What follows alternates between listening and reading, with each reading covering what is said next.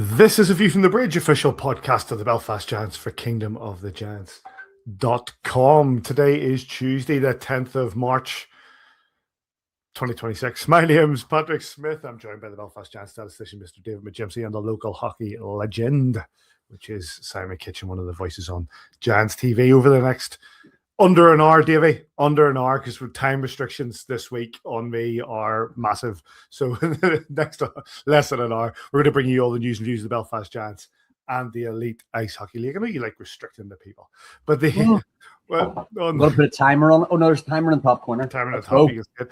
On this week's show, we'll be looking at the Challenge Cup semi-final against the Coventry Blaze, a split weekend against the Cardiff Devils. We'll be joined by Scott Conway and a good friend of ours, and Jonathan Boxall, for a bit of a catch-up and a chat.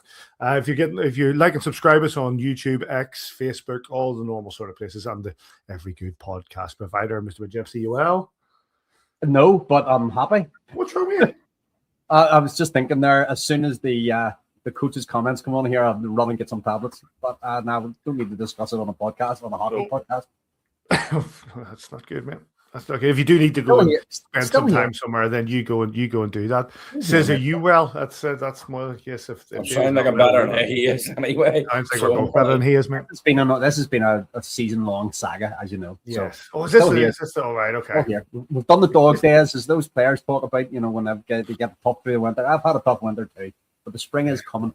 Spring is coming, man. We've got a couple of weeks left of the Elite League season. Belfast Giants still top of the Elite Ice Hockey League. Before we get cracking into talking about the games, and of course one of the games against the first game against the Coventry Blaze, one of the bits of news that was announced is just another goalie for the Belfast Giants in Ben Clark-Leach. He's this season he's been with Swindon 2 and Basingstoke. He's on a two-way with Swindon.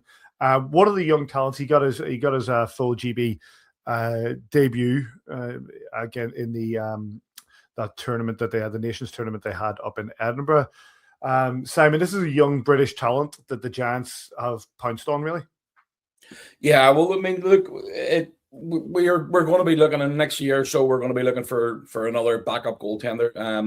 You know, as much as we love Deco, he's now 38, and you know, as much as I'd love to see Deco hanging around for a long time, it's this sport is a tough sport on your body, and we don't know what the story is with down the line for Deco. Hopefully, as I say, he is around for a long time. However, you know, we wanted to get a look at this kid, and Mace seen him. Mace was obviously on the bench for GB there last month, and I wanted to get a look at him, and he's come in and spent a few days practicing, and then I went had a bit of experience sitting on the bench, having a bird's eye view. Unfortunately, not a good result, which we'll go on to talk about. But yeah, I mean, he seemed solid in net and put a good performance in against Poland, I think it was, when they won in the Nations Cup. So yeah, we're getting, you know, our British core is getting older, and we do need to be looking around to see where we're at. Obviously, when you look at you know, Ben Lake and Kieran Long, you know, they're all in their mid-30s now, and again, as much as they're great lads, and you know, there's only so much hockey you can go along with. So yeah, we'll just have to wait and see. And Ben was one of the ones we had coming in. I sent a message to Kieran Long recently where I referred to him as a veteran player, a veteran presence in the squad. The way it went down well. Davey's got some good experiences already in his young career. He was he got a best goalkeeper from the World Juniors at Division 2A. He's got an NHL championship. He's been representing England and GB at all levels from under 18 up. And again, from chatting the likes of Anthony Russell, who obviously, with regards to Basingstoke and his knowledge of the NIHL, he rates him highly and as a good talent. So it's good to see what he can do at elite league level. Yeah, with Swindon just being around the corner for me, I've actually seen him play a couple of times down there in Swindon, in the NI too. Didn't realise at the time that I was watching a potential for Belfast Giants, but you know, it takes me back to, I suppose, that the last time that it feels like we signed someone like this was when we took a chance on a young lad from Peterborough. And it worked all right. At that stage, I remember Todd Kelman coming on the podcast to say that, you know, they'd been down. I think it was with Steve Thornton. I'm not sure, just on the time of that. Steve, obviously involved in all this stuff. A lot of scouting goes on and a lot of chats in the background. Good to know that Jeff Mason's had a good look at him as well. And from what Simon said in the last week, you know, he came into the club and and done pretty well in practice and stuff. He's been quite light around the place, so it's always good to have new additions at this stage of the season, whether or not they're going to play much. It's good to have new, fresh, young blood into the mix to just shake things up. It was also we were talking last week. Was it a record of having 7 goaltenders? I knew we'd signed the kid at that time, so it didn't say anything because obviously until we see just to bring it on. But this is a new record for Belfast Giants, having 8 goaltenders play. As far as I'm aware, is that right, David? I think I'm pretty sure. We were fairly confident last week that 7 was up there, so 8 makes it maybe a rubber stamp. But all the goalkeepers, we do what we want. But I was just chatting to one of my neighbours in Nick Crawley, who's involved in the under teens and the junior setup at Manchester, and he was rating him quite highly and said he's got all the attributes to sort of go on and be a good goalie at the elite league level. So welcome to Ben, and hopefully we get to see him perform well in a Belfast Giants jersey. Right. Unfortunately, let's get cracking with the games, and we start with the Challenge Cup. The Challenge Cup semi-final between the Belfast Giants and the Coventry Blaze. It was a 6-3 win on the night for Coventry and a 9-5 win on aggregate, which knocks us out of the semi-final. Let's let Davy go get his tablets and let's hear from the coaches. I thought the guys were really, really present tonight. Like they knew how to manage the game really well, and certainly, aggregate score, I think, for a lot of guys who come into this league can be a really hard thing to wrap your head around, and you have to be totally in the moment. We talked a lot this week about kind of having a Larry Bird mindset and like knowing that everything's just next play. And so when the ebbs and flows of, the momentum of a game come and the Belfast push and their stretch and their skill and all that comes, we could be calm, and we did that to a man. I mean, our leadership was incredible. Grayson, Clem, Kim were really, really good pushing the bench along and making sure we were focused, and just so many big defensive plays. I think we had 18 blocks, which is insane. Michael Pellick at 36 years old is playing 20 minutes and selling out, and that's what it's about. It's about teams competing and loving each other, and it was awesome. But we also know that we have one more step here, and we have one more kind of hill to climb, and we're not really satisfied. But it was a great team win, and really happy. And Belfast was incredible, and it's a good team win. They were the official Elite League coaches report. We didn't seem to get one from the Belfast Giants on the Elite League website. Anyway, the Belfast Giants scores are Carson Tawinski, Ryan Smith, and Carson Tawinski again.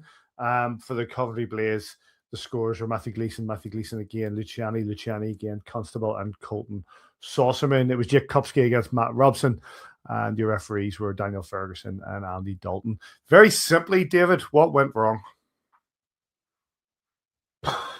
I really wish you'd played Adam's interview then, that he would have given us a much more in-depth view. I just think that where's my book? Hang on, guys. Where's your book? Get the book. We obviously started well enough, and we got the tie back to the level, but we just I think that over Wednesday, over Saturday, over Sunday, maybe not so much Sunday, but certainly sometimes on Sunday, defensively, and I don't mean defensively as in just our D-men or our goalie. I mean, the 6 guys on ice defensively, we made mistakes that we haven't been making. We turned the puck over quite a lot. We gave up too many odd man rushes, all these kind of things. We didn't get the best performances out of some big players. When we talked about last week, was Jake Cadet we had on, we talked about playing the game and not the occasion, and just think we just got ourselves. Then when we got behind, when it came to 1-1, 2-1, 3-1, 4-1, suddenly you're skating uphill, and we just didn't have answers to the way the Blaze were playing. They've matched up very well against us all season long. We talked about the common to try and get a couple of goals ahead and bank that and sit in front and the box out in front of their goalie really well. One of the best goalies in the league for sure. But when you've got players blocking 20 plus shots, on the night, that's good for 2 goals. So you give credit. Sometimes you tip your hat to the opposition as well. I thought the Blaze were pretty good, but I think we give away some free goals in the last few games that we'll want to nip in the bud, because we've got some big games coming up too. Disappointing. Always disappointing to go out of a cup when you've done so well in it over the last number of years, and especially at home. But it just felt like a game too far on Wednesday night. It's one of those, Simon. It's like, and you know what? It put a kill to the old adage of first goal is massive. First goal was massive, but we weren't able to capitalize on it, despite the fact that it was a lovely move from Brandon Whistle to set up Carson Twinsky. Yeah, it was a great bit of individual skill from Brandon. Danced through between Tallberg and Russell and put it on a plate for Twinsky. But look, the bottom line is we weren't good enough. And we got what we deserved. When you make that many mistakes defensively as a group, and they're coming out and seeing every mistake that we made, and it was highlighted because they capitalized on it, and that's the biggest problem that we had. Obviously you're chasing the game, you're only one goal down, you get it level, as you say, but then the first mistake of the game, just a misread there on the blue line, and Gleason, who's been excellent for his first pro season, and slots it home past Cupper and really got them a bit the momentum that we built up within the arena for the first opening 8, 9, 10 minutes, and getting that goal was literally drained away. There was quite a number of Coventry fans that made the trip over, which is always good to see, especially on a Wednesday night. And the delayed game as it was. Yeah, and that game being cancelled. But it's always difficult to say. You're chasing the game. You're Adam pulled the goalie with about 5 minutes to go. We managed to get a goal. We think we're back in it again. Then we got another one, and we're really back in it. And another mistake, and obviously an empty net goal to just basically solidify it for the Blaze. But look, over the 2 legs, I thought the Blaze were the better team. You have to hold your hands up every once in a while, and Kevin Moore's done a great job. We've sort of found it difficult against the Blaze this year. I think they beat us more than anybody else this year from the results, and obviously we've still got to play them 2 more games. They could be a big decision in what happens down the line here, heading down the stretch and for the championship. It's a team that I would not want to face in the playoffs. I think they've got a really good. Yeah, I think they've got a really good setup going there, and I think they're capable of going far. And I know that Nottingham beat them 6-1 there at the weekend. I don't think the final is going to be a 6-1 scoreline. Obviously, has it been announced when it is yet? 18th of March. So obviously, it's in there for the 18th of March, and I just thought they came out and they played really well, and as I say, when we make mistakes and they capitalize on them, and then they're making mistakes and we don't capitalize on them, it's not your night, and it is what it is. And look, bottom line is we just got to concentrate on each game now individually, and obviously we moved on to the Cardiff games at the weekend, and this weekend we move on to Sheffield. Why is it, Davy, do you think that the Coventry particularly, and it probably was last season as well, that Kevin Moore matches up well with his sides against Adam Keefe's Belfast Giants? Don't know. It's probably, I think across the season, Simon said there as well. Actually, half agree with Simon on that the better team won. I think the better team won on the night. I think we did enough to probably win in Coventry, or take something more out of Coventry. That 1-0 deficit in Coventry obviously then be too much time when came home. We just do match up well. They're a physical team. They come out really, really sharp. That's the one thing that Coventry have done every game this season. They flew out of the traps in that first 20 minutes and tried to get something on the board and make it stick. And then, when you're playing catch-up hockey all the time, we're a team that leads so well. If we can get our nose in front, we can lead from the front so well and build leads and protect leads. Not so great at chasing them down. So it's so important that, that will cliche will come up with nearly freaking every week on this show about starting on time. So important. And, we got it back to the tie up the 3-3, but just once they turned that puck over on the blue line, you've got a forward going that way, and you've got 2 D-men having turned. They're not catching them. Unfortunately, Cupper couldn't come up with the save, and the ice just tilted for a few minutes, and unfortunately we just didn't have enough in the tag to come back that night. But yeah, we moved on then. Congratulations to the Coventry Blaze, who do go on to face Nottingham Panthers in the Challenge Cup final in Nottingham. You heard my thoughts on that last week. You get the highlights of this on Giants TV. Let's bring on our first guest. Waiting in the wings, he got 2 goals over the weekend against 3 goals. Sorry, my apologies. He got 3 goals over the weekend against the Cardiff Devils, including the game winner, will turn out to be the game winner on Sunday night or Sunday afternoon. Scott Conway, how are you doing, Cons? Good. How are you guys doing? Not too bad. Turn your phone 90 degrees if you can, or you're doing 90 degrees. I gotcha. Better setup on it. There we go. Nice work. Yeah, this game. Let's go straight into this. You've been sitting listening in the background as we've been talking about this game against Coventry Blaze. Just from your point of view, what didn't happen in this game that should have? we didn't sustain enough ozone possession. They're a great rush team, and they feed off the rush, and we didn't get pucks behind them. We didn't have a good forecheck against them, and didn't turn over enough pucks in their zone to sustain the offense. I think the last few weeks we've been trying to get a little too cute with the puck and not putting enough to the paint, getting shots on net, getting some ugly goals, and it eventually just nipped us in the butt a little bit there. And like I asked Davy, the question which I'll put to you, which why is it specifically that Coventry? It seems over the last, not even just this season, last season was a bit like that as well, where you say they're a good rush team. Is that it? Or why are they so closely matched when we come up against them one-on-one? Well, I think their coach does a good job of letting them know that they have to back check and work. They're just a hardworking team, and probably the most hardworking team in the league next to us, right? So, you don't have much time on the puck. They're all working extremely hard and trying to close the space as fast as they can and it creates havoc for us a little bit when you don't have as much time on the puck as you usually do. Cons, cup aside, we're out of it, so we can't really worry about it too much anymore. Couple of big games coming up this weekend, and then it goes on. Big games next week, big games the next week. We put ourselves in a nice position. This is why you're at the Belfast Giants, for these stressful, exciting moments. Yeah, I mean, we all play to win, and we put ourselves in a great spot. I think anyone would want to have our situation right now, and it's in our own hands. It's nice winning the league 3 times out of 3, so we'll make it 4 this year. I know you say we play this game to win, but like, you play every day, no matter what you're doing. To win, it doesn't matter if it's ping pong or darts or being first in the queue for a chippy, whatever it happens to be. The determination you do have. So that's like, I know we say that with a bit of a joke in the show, but it's that kind of leadership that's infectious to the other guys. You are that guy, so other people look at you and go, I'm going with him.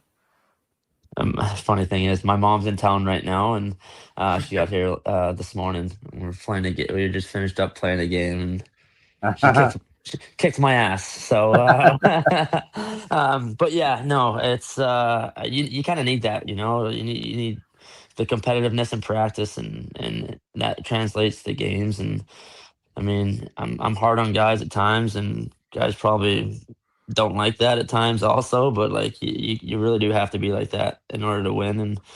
And if people aren't holding each other accountable, then I mean, we're just gonna hear Kiefer ramble. We don't want to hear that. So we try to do it ourselves. Cons, just on that, obviously with the additional of the letter on your chest now, you're seen as being, I mean, you're what is it? You're 29 and you're maybe 30. I lost the age of it. You don't look your age, son. But having that letter on your chest and being one of the leaders in the room now, when you come in there, but 5 years ago, you were one of the younger lads in the group to a certain extent. Has that changed your game? No, not at all. I'm always going to be the same guy. Even if I don't have a letter on my chest, I'm just gonna do what I can to help the team win, and I mean, that's all there is to it, really. We always talk about your compete level, and it doesn't matter what you're doing. I know that you're on the golf course today. How did that go for your team? Oh no! So you lost the game here, Mom. Says. This man's a guest. It was not good. I actually played very well. I'm not used to walking 18 holes. It's been a few months. But no, Kopsky basically beat me and Big Ben. Fads didn't show up today, I don't think. he made 2 putts all day. So it was basically just Kupski versus me and Ben. And how did they end it up? Because I mean, Uh, knocked golf course obviously looked after us and made sure like everybody got out. yeah, we ended up losing 3-3, and I think Well, Gucci's back up. team. You ended up losing 3-3. Yeah, three How and do you three to lose go, 3-3? or two holes left, and we're down 3. All And right, then okay. yeah, Gooch ended up winning his group, 3-2. and then I think Goody ended up coming in clutch there at the end somehow. He pulled something out of his back pocket, put a dart on that par 3. So yeah, the bad guys got away with that one. They just play on because 17, 18 are two of the nicest holes in that course. Yeah, they're cool, right? Like at Yeah. 17, you get to go for it and stuff Yeah. like that. Yeah, yeah. When you Cuppy look- made a nice shot there and put it on the green from the tee box there. Made a Very good. 2-putt for birdie. Yeah. So When you look at the obviously the weekend we just passed against Cardiff Devils, we've had some real tough battles against them this year. Losing the Saturday game always makes it a little bit more important to win that Sunday game, and obviously coming up when getting those 2 points on Sunday was a big performance. yeah, they're a good team. I think they're probably the second best team out there. I think they work hard and they're physical. They play with a little bit of an edge on their shoulder, and it's kind of hard to play against those teams personally. But yeah, I mean, we had to win that second game. If we come out of every weekend with a split against those top teams, they can't really make up any ground. So that's the minimum. So next weekend here, or this weekend coming up, we need to get that first win at least in Sheffield, so we don't have to stress as much about that second game there too. So. Yeah. So I mean, going forward there, I mean every game matters, right? But and we'd also like this thing wrapped up as quick as possible, less stress for us. So yeah, I mean we go down swinging this weekend. It's always like an empty net goal is always the insurance policy. It's always the insurance policy. You put it in and you Hello? go, right, that's it, done. Hello, can you hear me? Can't hear Nope. you. Lost me. He was Oh, talking is this crap your anyway. mega He was game? talking nonsense anyway, so we'll How's carry that on. happened? Oh, was it? All right. Yeah. The usual. No, I don't know what his actual question is going to be. Barry, tell me what your question is going to be there. And we'll I was just going to ask him, the empty net goal is always the insurance policy, I but think you how broke up was again. the stress after they got pulled one back? Hello? He was saying, so we'll go to Sheffield this weekend. You must be looking Yeah. to play there, looking forward to play there. Oh yeah, no, of course I am. Always am. I mean, it just brings back memories every time we go there. So yeah. Did you ever find that glove? Nah, I think someone sold it.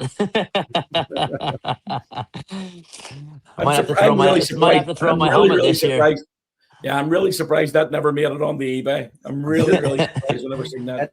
It probably Yeah, did. no. But like those good memories as well, Scott. Whenever you look back over a career, hopefully in many years from now after you leave Belfast, you look back on the likes of that weekend where we had to go to Sheffield to win a championship, and you come up with like it's almost like a boyhood dream penalty shot to win a championship in your rival's barn.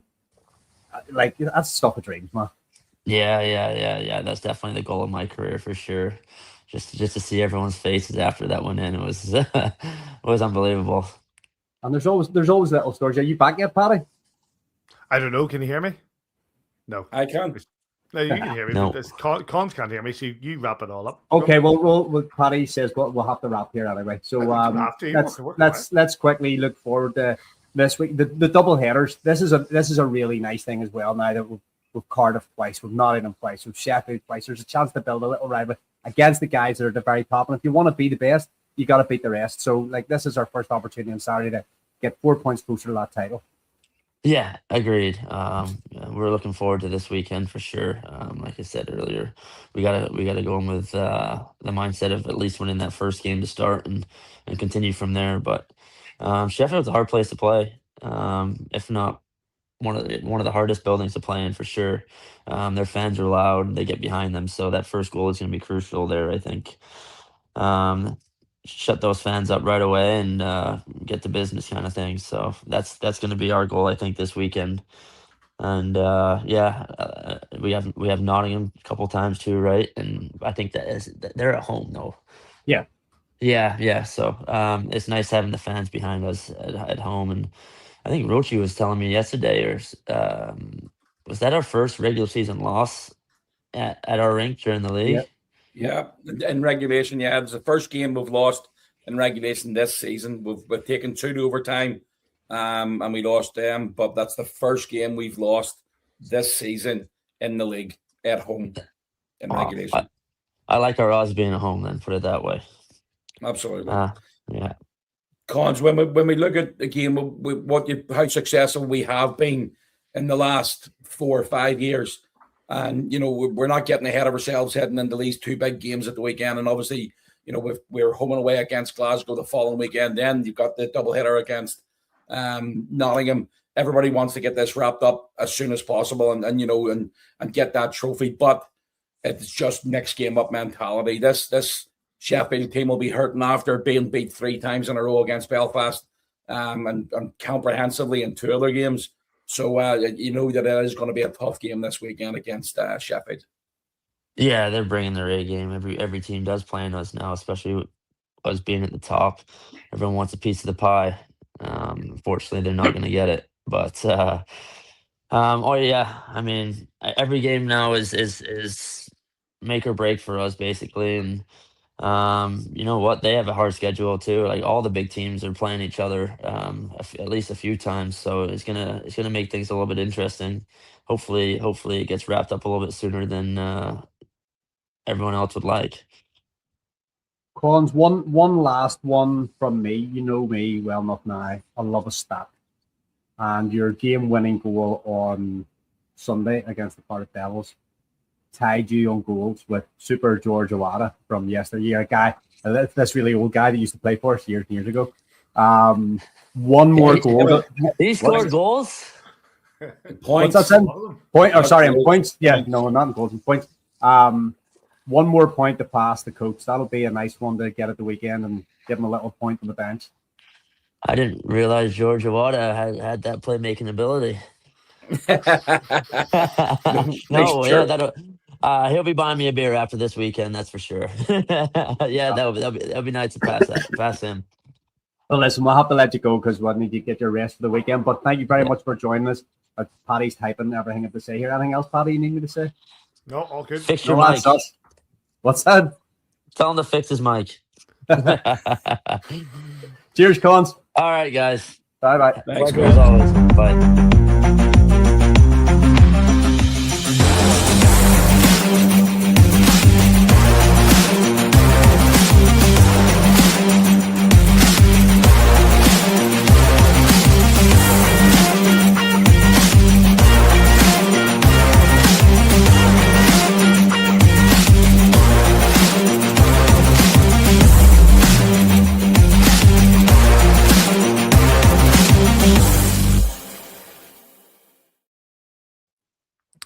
You boys can hear me, can't you?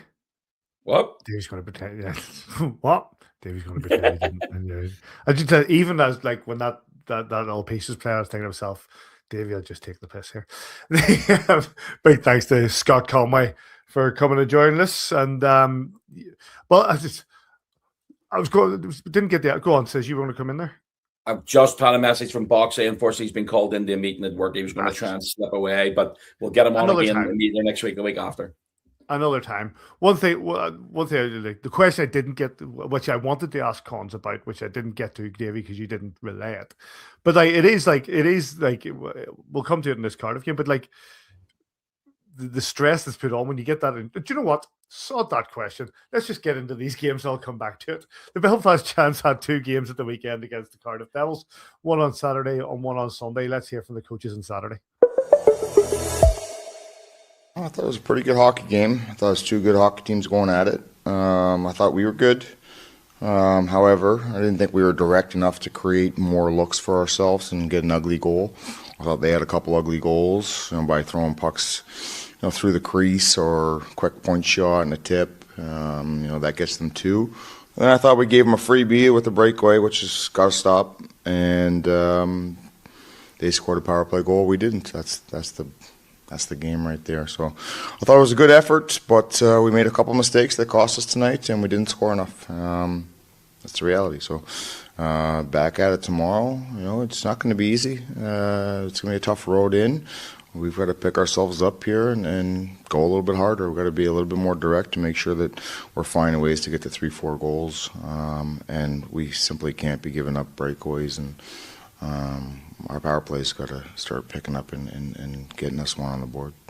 Well, obviously pleasing. I mean, we had a disastrous game in Sheffield last week where, I thought it was our worst performance of the season and effort-wise. And, we had some good meetings, some good talks this week. And I felt that was the Devils team of the first 4 or 5 months of the season today. And hopefully we can send our fans, our great fans that came here in numbers, and everyone back home with a smile on their face tonight.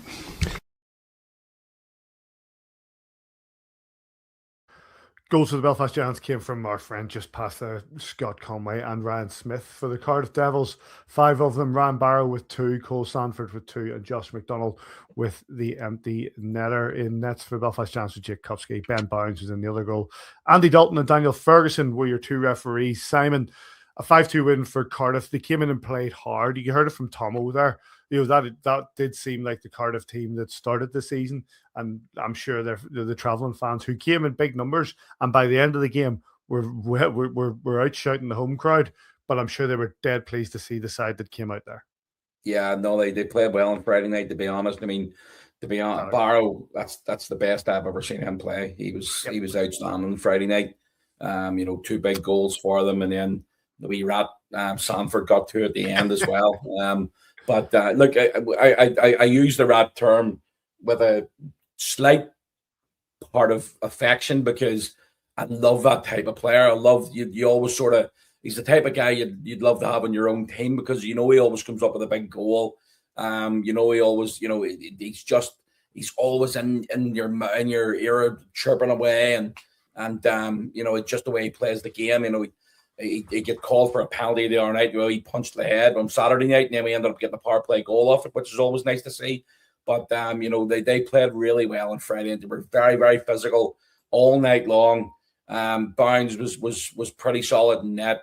Again, we made a couple of mistakes. We gave them the opportunities when just at bad times, and they could end up coming up and making a couple of really big plays.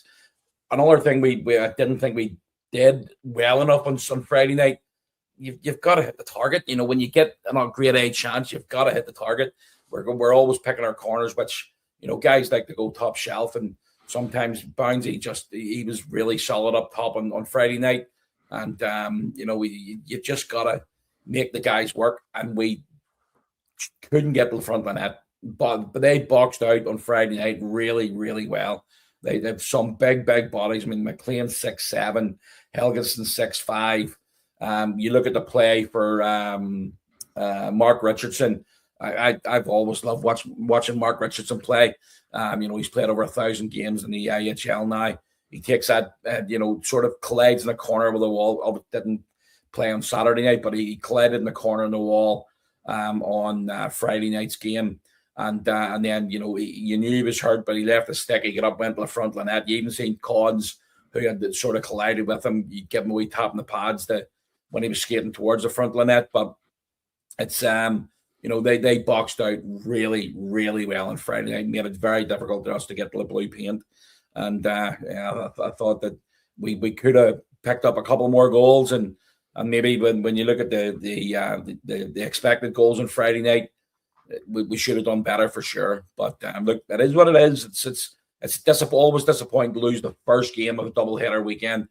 That's the big one, and then the worst you can come out is a half. And if we'd have won those 4 points at the weekend against the Cardiff Devils, I feel that probably could have put their season to bed with regards to league play.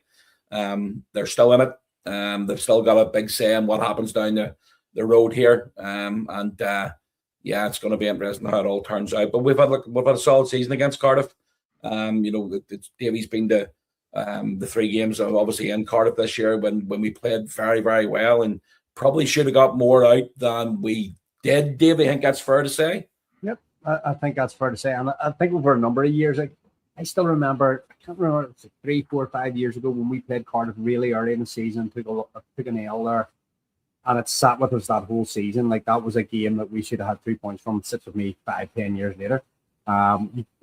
Big games, big moments in big games. Just I paused it there, probably, because Simon was talking about the boxing out and the shooting lanes and stuff. Like, you know, there is a way to solve that. You know, and Simon and Scott Conway talked about it as well, about getting ugly stuff into the blue paint there.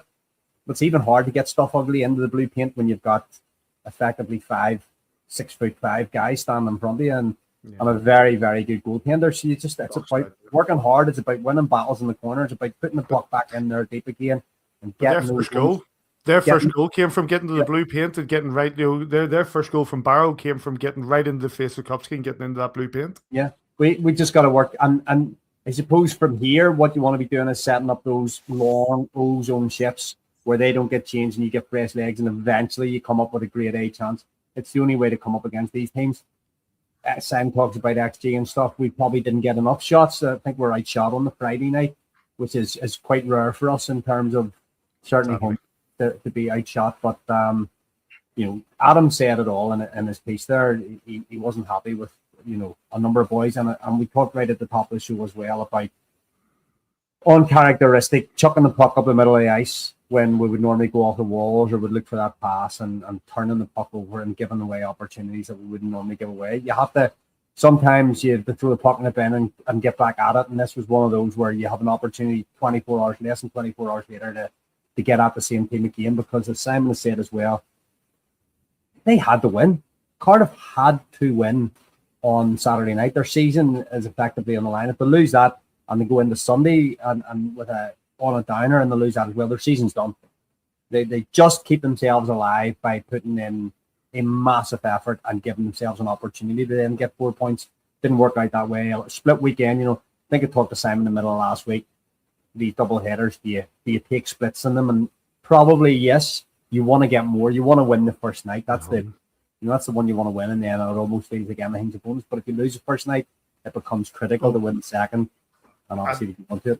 The psychology of losing the second night, as a fan, I always, like, if you're going to win one, I'd rather win the second night, because you come away, if you lose the second night, you come away feeling down on the weekend. If you win the second night in a split, you come away thinking, actually, we got something from that weekend. But just like we mentioned it just there with Cons, Davy, a very rare regulation defeat for the Belfast Giants at home. So big assist on the seasons, and I talked to Simon about this today as well. Big assist to Simon, Laura, Steve, the backroom staff, the people that put 7,000 people in that building every night and make it. I don't want to call it Fortress Odyssey like it used to be in 2001 or whatever it was then, Paddy. But there's a blast from the past. But you have to win. Your home record to be champion has to be unbelievable. Because if you can have an unbelievable home record, you can go 500 on the road and win a title. And we've done better than that. What did I say to you, Simon? 200 and something thousand through the doors already this season in the Odyssey. Over 200,000, yeah. Over 200,000. And that was with low gates, if you want, for the CHL and the early Challenge Cup games. The league season has been phenomenally well. 7,214 on Saturday, 7,148 through the doors on a Sunday afternoon. This is now the key time. And I know you'll put your rally pants on and call them in for the Nottingham game in all weeks to come, but just keep filling the barn, keep believing.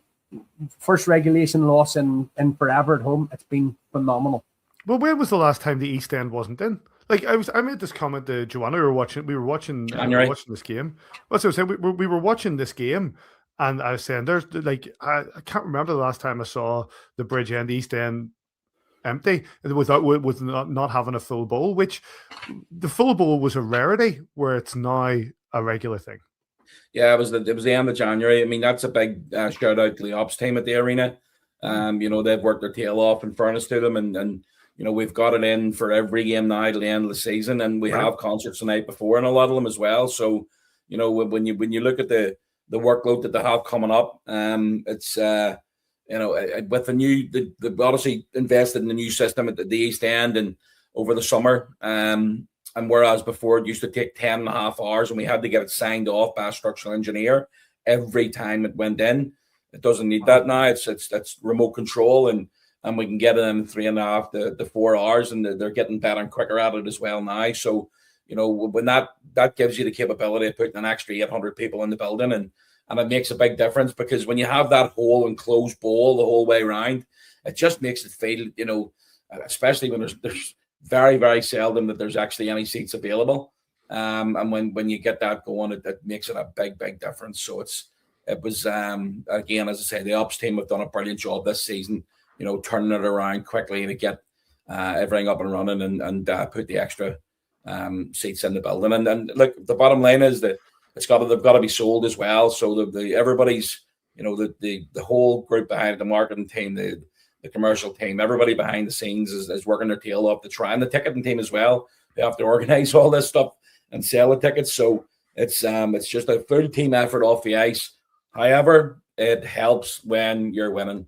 When the boys are basically putting the performances in that we have been getting over the season. And as I say, that Saturday night game is the first one we've lost in regulation this season in the league, which amazing. That is a pretty good record. I don't know how often that's happened before, Davey. I have no idea if it went that far into a season without losing regulation in the league, but it is quite a record. And well, like I say, 7,200 people in on Saturday night, 7,148 in on Sunday for the Belfast Giants to win 5-4 in the second game against the Cardiff Devils. Let's hear from the coaches that game. That was another good game of hockey. I thought our guys were very good. Certainly some decisions, some things we want back defensively in that game, but I thought everything else, we were great. I thought we managed the third period great as well. Some big moments, some key moments. You could tell guys were playing some championship hockey there, which is exactly what we need. And it's a very good Cardiff hockey team, and they're fighting for everything there in the third period to bring themselves back. They got a couple good looks there. I thought Cupper closed the door, and then I thought we had some big blocks and some chips out, chips in, and big face-off wins. And then obviously, Cons kind of puts the icing on the cake by battling for that face-off, and then putting in the empty net to kind of kill that game. Obviously, we could have done without that fourth one there, 12 seconds left. But again, I thought that we managed it well once we went right back out there and iced that puck. It was a tight game again, like last night. It was two good games, and from my perspective, obviously we're upset we lost the game, but it was a big improvement in effort and commitment than it was 7 days ago. So that's what we asked from the players, and I think we made a couple of mistakes tonight that we didn't make last night, and probably that's the difference in the game.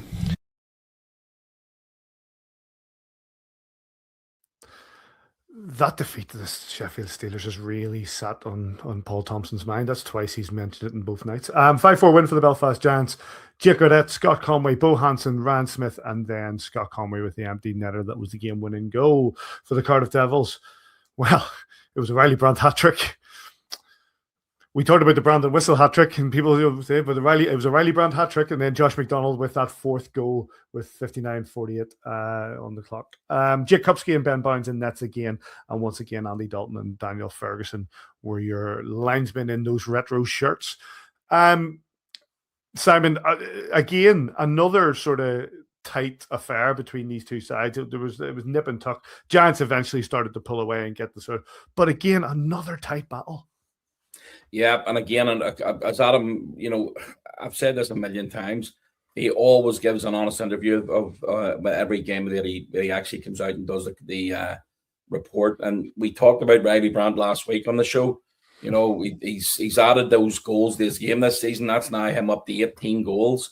And for you talk about rats, he's your biggest rat in the league right now. And again, you've got to admire that. He goes out there, he's not afraid to throw the hits. It doesn't make a difference how big you are. He's always looking to do what is needed for his team. And now he's added 18 goals, which ultimately for a fourth liner, I know he's playing up the line at the minute, and he deserves to be there because of the way he's putting the puck in the net. But for a fourth liner to get 18 goals, that is sensational. He's even put Brett Perlini down on the fourth line to get those minutes in the third. So, coming out there, every time the puck seemed to end up on his stick on on Sunday afternoon. He put the puck in the net. So, you know, fair play to him. Thankfully, you know, it's always good to beat somebody who's scored a hat trick and then they come out on a losing side. He was out, in fairness, after the second period looking for the puck. So it must be his first hat trick. And you know, coming up there and looking for the puck for the wee Hattie. But look, the bottom line for us on Sunday's game, again, they got off to a good start. They scored an early enough goal. Jake Cadet, you know, come off the wall, big, strong play coming in from and driving the net. You know, he can do that. He's a big, strong boy and a great finish. The slotted pass bounds to get us going. And then you get the go-ahead goal, and we never look back after that. I know they got closer. You know, they tied it up, and then we got a 4-2 lead.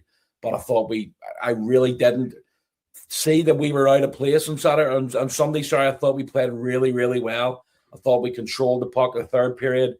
We sort of controlled the game. Yeah, you chip it out and make them regroup. But that, you know, that tires them out. And when you put the puck in behind them, we did that better on Sunday. You get the puck in behind, make them work for it. And I thought we did that really, really well. So, you know, it was important that we got those 2 points. You know, having a split from that weekend, if you'd offered me it on Friday, I probably would have took it. I would have been happier with 3, but I probably would have took a 2-point weekend against Cardiff this weekend. So, you know, ultimately you want to win all those games at home. And, you know, coming out with that win on Sunday is huge for us. Jake got that with the opening goal. There must be a statistic there, Davey, that, you know, I've noticed it quite a few times this season, that when a player, specifically a forward, not even just a forward, appears on A View from the Bridge, they're on the score sheet the next week. I've noticed it with Nicholas Gay, I've noticed it with Mike Lee, I've noticed it with now Jake Godet was on last week back in the net. We see if Scott Conway scores this week. You know what I mean? It's the View from the Bridge factor. But, you know, he gets that first goal. You know, he gets that first goal. Cardiff pull it back to 1-1, but then, you know, Cardiff, a bit like Rangers at the weekend, run into penalty trouble.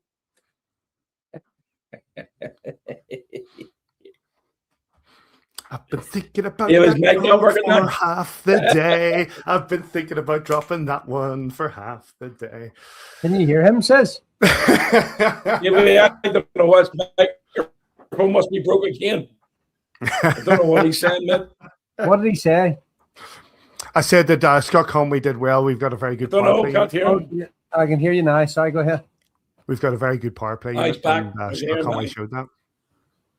Yeah, the power play actually hadn't really fired that well for a handful of games, maybe 4 or 5 games. Michael Owens likes to drop a stat in, as Simon knows from working beside him on the webcast there. So I learned a few things over the weekend there about our team from Mr. Owens, but he loves an old stat. But he's right, the power play had not clicked for. I say they haven't clicked. They had good looks, but the dearth of power plays over the last since Christmas. You know, if you get 2 power plays a game, you're flying. The referees really seem to put their whistles away towards the second half of the season here. And as long as you know that's the way it's going to be for both teams, well, then you can probably live with that. And, you know, so power plays have been few and far between, but it was nice for them to get a goal. I talked about Jake says can have his piece in that. Like, so far for me, Jake Gadet's probably been my MVP in this season. I think he does little things well. He finishes hits on players. He blocks shots. He makes hits. He comes up with big goals and big moments. And that line of him and Gay and Calabrese been pretty consistent through the season. It dropped off just for a few weeks, and they seem to be going again. It's going to be crucial that we've got 2 or 3 scoring lines here and depth into this last sort of 4 or 5 weeks of the season. But like everything, Simon said pretty much everything that needed to be said about the game. It was a game better. Less mistakes than Saturday night. Still mistakes that Adam, mentioned in his interview as well, that they'll want to cut out and boys won't have been particularly happy with. But we found a way to get to the blue paint more, for sure, on Sunday. And when you get in and around Brownsy in the blue paint, then you've got a better opportunity to score. So we're less perimeter, we're a bit more inside there. So good to see. I have to say, and I thought the one says I agree with Davey on the Jake got that element. Mike Lee as well. You mentioned it last week. Spike is probably D-man of the season league wide, and for me, he's probably one of our MVPs. Look, it's easy to pick an MVP when your team is winning. Yes. And when you look at Spike Lee this year, I do think he's elevated to the next level from what he's capable of. And last year he was good. This year he's been excellent. And I said it last week. I've said it a few times now. I genuinely believe he's the best defenseman in the league. I agree. A lot of people look at defensemen differently. He's probably the best offensive defenseman in the league.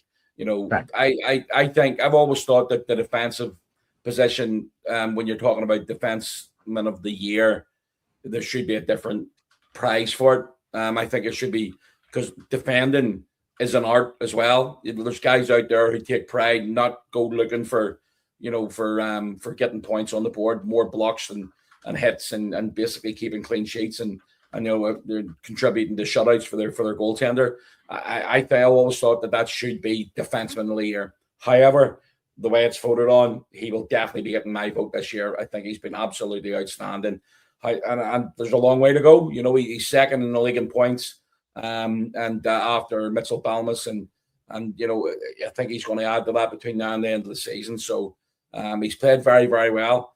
However, there are other guys who played very, very well. When you look at defensively, Reid Irwin has just had a really good season for his first full pro season. You can also add JJ Pickett's into the bargain there. JJ, Michael Owens the other night was talking about he thinks that JJ is the best player in the league. It's actually hard to argue with him. JJ is deceptively quick. He's great hands. He's great awareness of what's happening around him. Cons, we talk about Scott Conway, and we know that Cons hasn't had the season that he has last year or the year before points wise, but he's still a very, very dangerous player. And, I believe he's the best British player in the league. So we're very, very lucky that we have these players on our team, and hopefully we can hold on to a few of them for next season, because when you win, it's harder to hold on to your team because there's other good teams around Europe that want to pick your players up and get them away. Hopefully we can hold on to a few of them, but it's a team effort. It's not about individuals at this time of the year, especially. Guys can't be superstars on their own. They need a hand from ultimately 19 other guys, including your goaltenders. So we've had 8 of them. So you've got to basically make sure that everybody plays their part. But absolutely, for me, right now, if it was picked tomorrow, Mike Lee would be my MVP. There's a lot of, like I say, a lot of candidates there. No doubt in the next couple of weeks we'll start to think about the KFG MVP award and getting the voting started. That maybe I'll start next week. 5-2 win. Sorry, 5-2 win. 5-4 win for the Belfast Giants. So it's a split weekend against the Cardiff Devils, and the highlights from that are available from our good friends at Giants TV. Couple of things to start to wrap this show up, Davy. First of all, Jake Kopsky, congratulations. He got voted in as the player of the month for February. A very tight affair as well. And he looked delighted, Davy. Yeah, it's actually lovely to see a player be thrilled to win that award, and he did seem under the helmet a big smile, and he held on to it. A lot of people just get that award and hand it back to Lynn and go stick that wherever. The old game last way. Yeah, but yeah, there may well be a forfeit for winning it, so maybe Jake just doesn't know that. But and so he was happy to win it until he found out. But yeah, it did really well. He only played, I think, 3 or 4 games through January, but he some big results that he carried us to. Big man of match performances, shutout wins. So he came in, hit the ground running for us. It was a difficult time for us. Jackson going down. Alexi obviously leaving the club, so Jake had to carry the load straight away. And he's big personality. Really, really, Simon talked about this much more. Really, really lovely guy as well. I've met him a couple of times on the road, and really, really lovely guy. Some very specific requests that he has on game day, but really, really fabulous fella. And I hope he goes on to really good things with us here at the tail end of the season. Simon Jakubski, February's player of the month. Yeah, I mean, going 5-0 in your first 5 games, it was excellent. So, great job by him. And I talked about team effort a few minutes ago. The goaltenders don't get shutouts without, guys playing well in front of him. And obviously his first shutout against Dundee a few weeks ago as well, which is always good for the confidence. But no, you can't really argue with it. When he comes into, and you sort of, you get one of the biggest trophies that you can get outside of the IHL own trophies. That you've got to show appreciation for it, and Jake definitely did that for sure. Congratulations to Jake who got that, and thanks to everybody who voted. The standings across the Elite League: Dundee and Fife have both officially been eliminated from the Elite League playoffs. We now have the 8 teams that will be going into the postseason, but we are yet to know the seedings.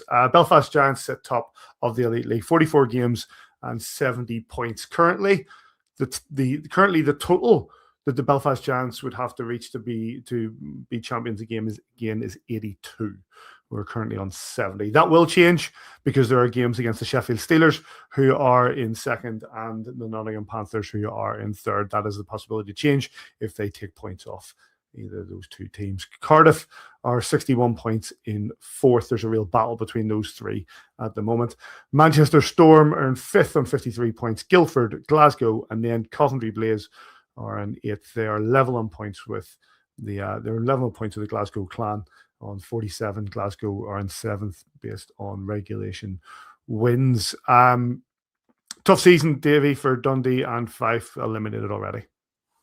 Yeah, I feel for Dundee, especially because of our sort of friendship with Mark. I was talking to him yesterday. Already planning for next season. Obviously, the investment there that was announced was last week before. Yes. So obviously there's things that he wants to plan to do. The season has not went the way he would have wanted. He's got a good group of guys there, but it just hasn't worked out for whatever. He started the season so strongly. Towards the end of the Challenge Cup group and the start of the Elite League season, it just went so badly wrong. A lot of stuff up in Dundee off the ice needs fixed as well.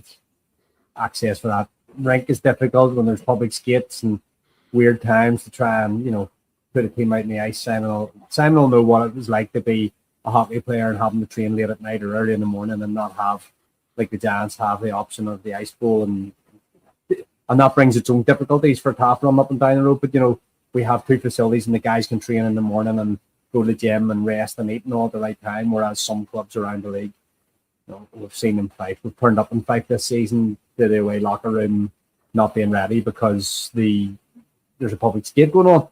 So those arenas, if you want to call them arenas, have got their own difficulties to work with. So it's disappointing for them because they've got nothing to play for here for the rest of the season, and it's going to be hard to know whether they're going to be competitive or whether there's a little bit of sporting integrity lost in the chase in here because they don't have anything to play for anymore. So we just hope that they can get the season in the best way they can and then retool for next year.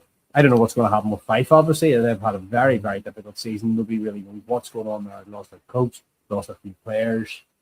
They made those big signings around Christmas with Milan Lucic coming in, with David Booth coming in. Booth obviously got injured, unfortunately for him. Went back. Lucic, I think, has also left the arena. Coach has left. Nobody really knows what's going on. Lucic was playing at the weekend. Was he? Pretty sure, yeah. I remember looking at the flash scores and maybe I've misread something on Twitter. He had missed him. No, you're right. He played nearly 20 minutes against Sheffield. Oh, well, there you go. Then he's back. I totally misread something on Twitter. I thought that they'd left the organisation, but obviously that's good for them that he's still in there because he's up about a point a game for them. So I know that he's been widely mocked and derided around the league on social media, but point a game for Fife is good darts. So they could still take points off people going into the season. We're done with them, yeah. Yep. No, one more game. We are. Yeah. We are done. Yeah, I thought we were done. So hopefully they can take points off a rival for us, but we look after our own game. That's the most important thing. And speaking of those games, Simon, 2 games against the Sheffield Steelers over the Utility Arena on Saturday and Sunday. Sheffield in the last 10 games have lost 2, 1 to us and 1 in overtime to the Guildford Flames away. They put 7 past Fife on Sunday. They put 4 past Coventry on Saturday. You could say as well that maybe we need to tighten up a little bit given the last week defensively. This is an opportunity for the Belfast Giants to sort of indent into their chase, but this is also the bit between the teeth of the Sheffield Steelers to make sure they're still in the race? Look, the bottom line is Sheffield must win both games this weekend. They have to. So the pressure's on them to a point. We want to win. Of course we do. We want to go out there and put a good performance in, especially in the Saturday to start the game. If you get those 2 points on Saturday night, again, if you give me 2 points now to finish that weekend, I think I'd be happy. But we are capable of getting in there. We've done it before. We're capable of getting in there and winning 4 points, and that'll be the mindset from the boys. But it'll all be about Saturday right now. A couple of days off here, get recouped, get ready, recovery, just get ready to go. Couple of days practice, and then on the road to Sheffield. But it's going to be a tough ask. They're a good team. They've got some really solid players. Their top six are probably right up there with the top players in the league. Defensively, they're strong. Greenfield's capable of good performances, as is McAdam. He's got best goals against average or save percentage average, in the league this season. So it's going to be tough. Doesn't matter who plays for them in net. It's going to be a tough ask. But we are a good team as well. We don't sit at the top of the table just to make the numbers up. When we sit at the top of the table because we deserve to be there. So the worst case scenario, we come out this weekend, we're still 4 points ahead.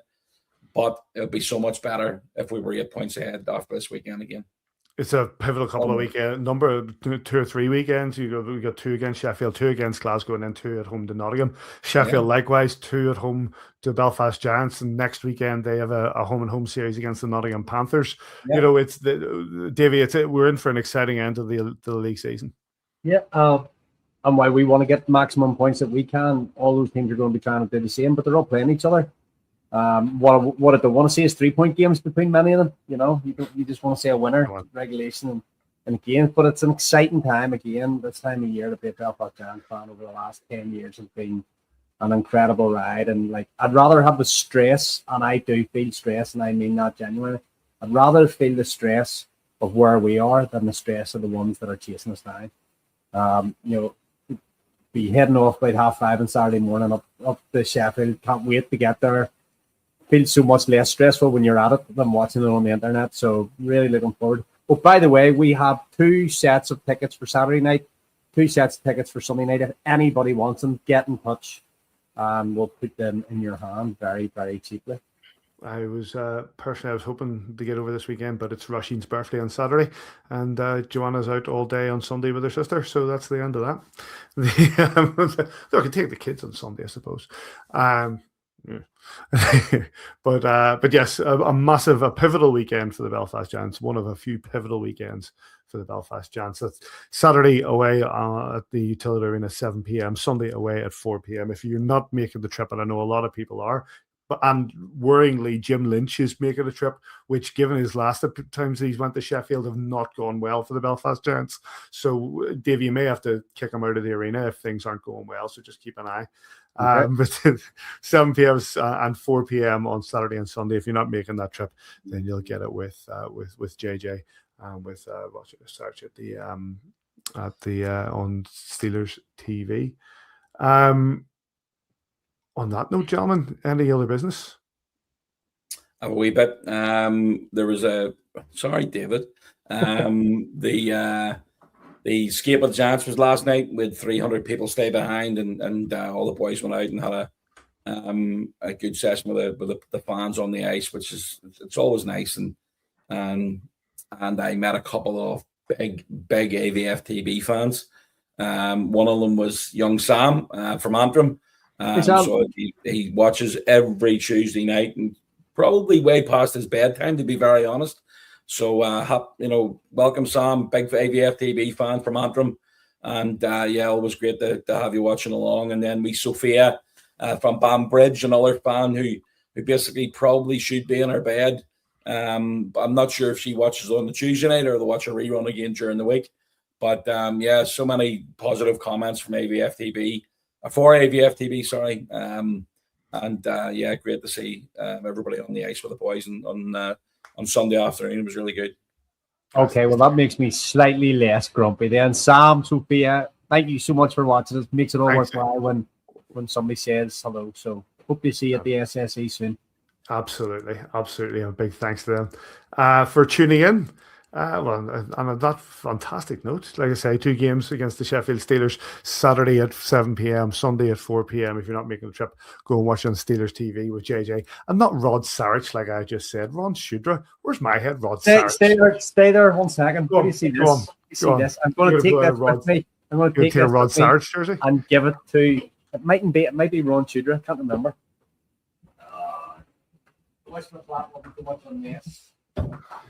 Yes, where's he going? Yeah, but Paddy, just finish it.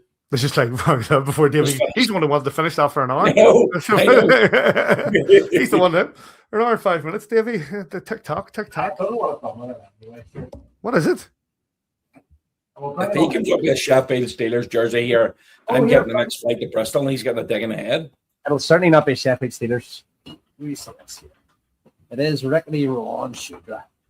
That For a beauty blast from the past. Ricky Rocket Ron. Ron Shudra. What a NHL player. He was good. Yep. It was a good That player. was from, I don't even know what it's out of. Something I found in a box the other day there. I'll give it to him at the beginning. I'm sure was- he'll be delighted. Rod Shooter was top player. Absolute top player. His brother played as well, didn't he? Now that's his son, Cole. I know Cole plays, but I thought his brother played as well. Anyway, on that note, big thanks to Scott Conway for joining us. Big thanks to you, boys. Enjoy your trip to Sheffield, Davy. And wherever you are this weekend, we hope you enjoy your hockey. We'll catch you here next time on A View from the Bridge. Dash it up again.